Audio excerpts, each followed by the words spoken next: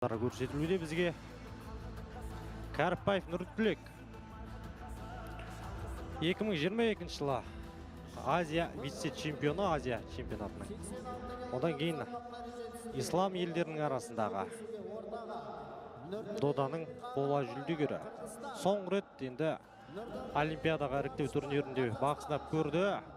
Және 2024 жылы Азия чемпионатында 5-ші орынға қанағат тұтты. Қырғызстанның менміндеген балуандарының бірі Нұртілек Кәріпбай, ал Нұрдәулет Қуанышбай қазір осыдан кейін көтерілімге көтеріледі.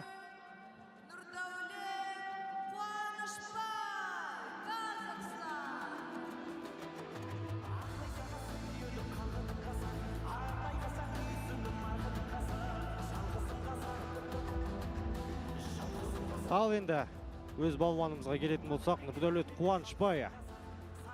Бүгін жас жігіттерімізді додаға салып бір қайрап жатқан шамамыз бар, яғни бірге тамашалаудамыз. Қайралып, сынға түсіп, өздерінің бақтары сынап көруде.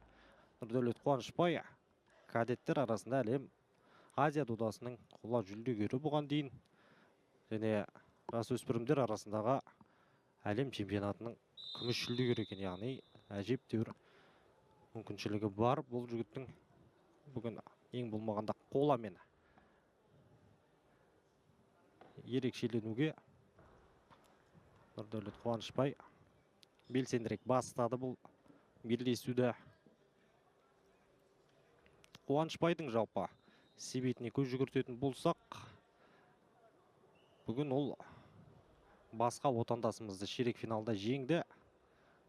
Ал Мырзағалиев болса, біздің Қуанышбайды жартылай финалда жарыс жолынан осылай ығыстырды, яғни финалдық белдесуде қапыда қалдырды. Кәріпбаев алғашқы айналымда сатып алдын ұтты, одан әрі Мырзағалиевке жол берді. Мырзағалиев Қуанышбайды ұтты. Осылай Қуанышбай мен Кәріпбаев бір-бірімен күш сынасуда. Біреуі жұбаныш белдесуінде, екіншісі жартылай финалдан жеңілгесін енді нағыз қолаға айқасып көруде. Төреші бір-екі рет тысқарған шалып, белсенді белдесуге шақырып, балуандарға бір-екі ескертуін арнап үлгерді. Нұрдәулет Қуанышбай не аяққа, не қойынына қолын салып жатқан жоқ қарсыластың. Ал қазір міне ескерту Нұрдәулет Қуанышбайға көрсетілуде. 30 секундта болса белсенділік танытпаса, ұпай қырғыз балуанына кетеді. Бір әдіс жасау керек Нұрдәулетке. Және енді қырғыз балуаны азды-кем тәжірибесі болғасын бәлкім ештеңеге жол берер емес. Нұрдәулетті барынша бақылауда ұстап қорғануда. Бір ұпай ақыры міне Нұртілек Кәріпбаевтың еншісіне жазылды. Осы тұста міне қойын мен мойынға қолды салған қырғыз балуаны еш тәуекелге барған жоқ. Бәлкім өзінен асыра лақтырар, бәлкім қолы мен мойнын қоса лақтырып арқаға өтер деген бір-екі мүмкіндіктерін байқадық. Екеуі де еш тәуекелге барып жатқан жоқ, барынша сақ, барынша қорғаныста. Ашық белдесуге барып жатқан жоқ. Қырғыз балуаны енді белсендірек әрекет етуге тиіс.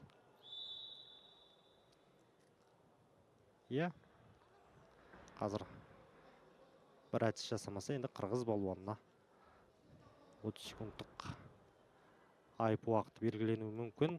Және алғашқы раундта қазір аяқталды. Мейлі енді бір өзгеріс болатын шығар тактикалық. Второй период выдавали на гора. получалось так, что иногда даже чисто технически успевали заканчивать, там, Нутушел клали. Поэтому посмотрим. 8,6 уже тоже тяжеленький вес, но хотя сегодня было, да, и 8,6 была очень резвая борьба. Ну, посмотрим, что покажут сейчас наши борцы. И неплохой проход, как-то вот оригинально он пошел, сам чуть-чуть, даже чуть не заблудился, да, там неплохо встретил его борец в красном трико. Вот. Попытка, неплохая попытка сброса была. Не получилось, но радует, уже просматриваются какие-то вещи. Посмотрим, сумеет ли Нурдаулет отыграться, да? Ну, то есть вот сейчас, кстати, как раз зажгли время, получается, Нуртлеку, спортсмену из Кыргызии. И посмотрим, сумеет ли он провести прием. То есть, но он пока работает вторым номером, да, хотя activity time у него. Постоянно пробует Нурдаулет, то в одну, то в другую ножку ныряет, но пока не получается. И я думаю, сейчас будет счет 1-1.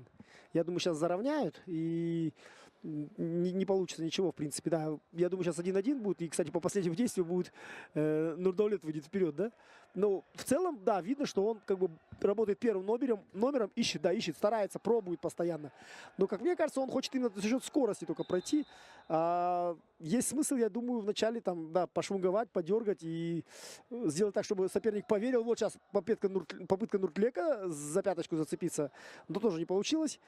Ну, посмотрим. Там вот что с пальцами у них заблудились пальцы между собой. Так, и 1-1 счет. 1,5 минуты до конца схватки. Нуртлек или Нурдаулет? Что называется, чья возьмет. Так, вот рефери делает предупреждение обоим, чтобы не хватали за пальцы. Ну, сейчас, я думаю, вот это как раз последняя минута. Тут будут атаки. Атаки, причем, я так думаю, обоюдно острые. Потому что каждому нужно... Потому что здесь буквально на тонкую, буквально одно действие и победа другого. Да? То есть, поэтому вот зажигают, кстати, activity time Нурдаулету. И вот за, получается, минуту 0,7 до конца схватки ему нужно провести активное действие, оцениваемое. Да? Ну, посмотрим, получится ли. Надо постараться, да, Нурдаулету взорваться, и сделать какой-то спуртануть, что называется, там вот, ну сколько, 18 секунд, нужен взрыв какой-то, да, нужно поискать, а то тогда бронза уйдет, да, пробовать, ну, не одноэтапно, а многоходовка надо делать. То есть надо не в одно действие, а комбинационно нужно работать. Ну да, я думаю, уже не успеет он. И 1 балл уходит, получается, Нуртлеку. И теперь он вперед выходит, но зато вот надо было сбрасывать. Чуть-чуть головой вправо или влево надо было нырнуть. И, в принципе, шансы были, потому что ноги был растянутый Нуртлек, и были шансы. Ну, сейчас, видите, уже Нуртлек хорошо соединился. И теперь теснит Нурдаулета за ковер. 20 секунд до конца. Удастся ли Нурдаулету? Пробовать надо пробовать, еще пробовать несколько справа, влево, вот выныривать и хочет просто затолкать. Нуртлек отступает, пятится назад, ну, не дает 6 секунд до конца, пробовать еще разок, вправо, влево, на ножках плотнее работать. Нет, не дорабатывать, не хватает. Ну, по итогу Нуртлек взял вверх. Тықсыра алмады. Кілемнің сыртына керісінше Кәріпбаевтың өзі Нұртлекті ығыстыра бастады. Белдесудің соңына қарай енді небәрі бір ұпай басымдықпен Нұрдаулет Қуанышбай қола жүлдені қолдан уысынан шығарып алды.